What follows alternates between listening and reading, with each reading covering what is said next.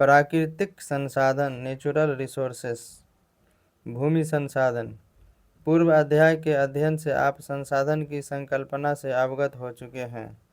पूर्व अध्याय यानी पहले का बाब ने फॉर्मर चैप्टर के अध्ययन से स्टडी से आप संसाधन की संकल्पना अर्थात नज़रिया, रिसोर्स की नज़रिया, कॉन्सेप्ट ऑफ रिसोर्सेस अवगत हो चुके हैं, जानकार हो चुके हैं। यहाँ पूर्व अध्याय के अध्ययन से आप संसाधन की क्या कॉन्सेप्ट है, क्या नज़रिया है, क्या पहलू है, उससे आप जानकार हो चुके हैं, अवगत हो चुके हैं, आपको जानकारी मिल चुकी है। यहाँ यह भी स्पष्ट किया जा चुका है, साफ किया जा चुका है, क्लियर किया जा चुका है कि किसी भी देश की समृद्धि, किसी भी देश की अमीरी उपलब्ध संसाधनों के उचित उपयोग पर निर्भर है, मुनसिफाना उपयोग इस्तेमाल से निर्भर करता है। संसाधन की संकल्पना मानवीय आवश्यकताओं को तृप्त करने वाले, मानवीय आवश्यकताओं को संतुष्ट करने वाले साधन एवं संतुष्ट करने वाले सेवाओं में यकीन करता है।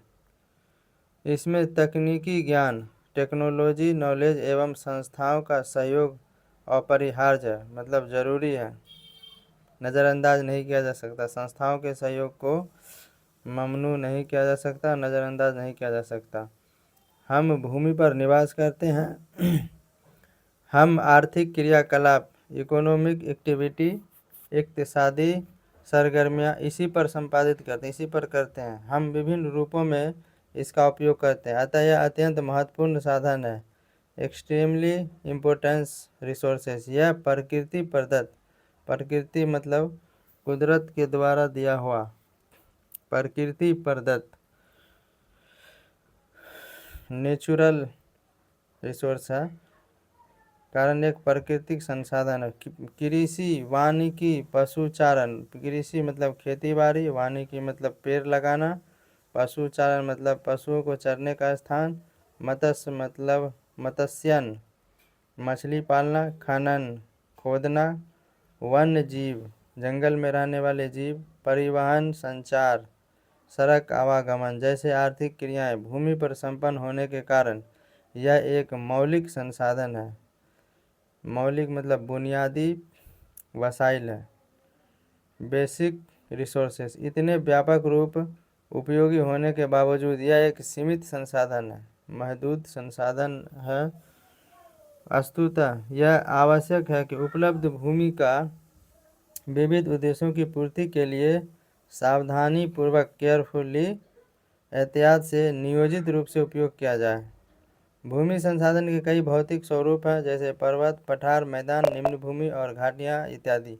ये विविध स्वरूप जलवायु से भी प्रभावित होते हैं। भारत भूमि संसाधन में संपन्न है, भारत भूमि संसाधन से अमीर है। यहाँ कुल उपलब्ध भूमि के लगभग 43% भाग पर मैदान का विस्तार है, जो कृषि एवं उद्योगों के विकास के लिए उपयोगी है। 30% भाग पर्वतीय क्षेत्र है, जो बारहमासी नदियों के प्रवाह को सुनिश्चित करते हुए पर्यटन विकास के लिए अनुकूल परिस्थितियां मतलब साजगार माहौल मुहैया कराता है। यहाँ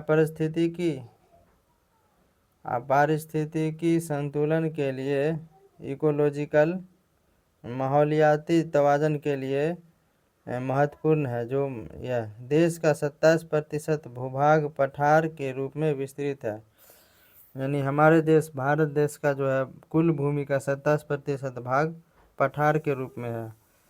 यहाँ खनिज, जीवाश्म ईंधन एवं वन संपदा के कोष संचित हैं।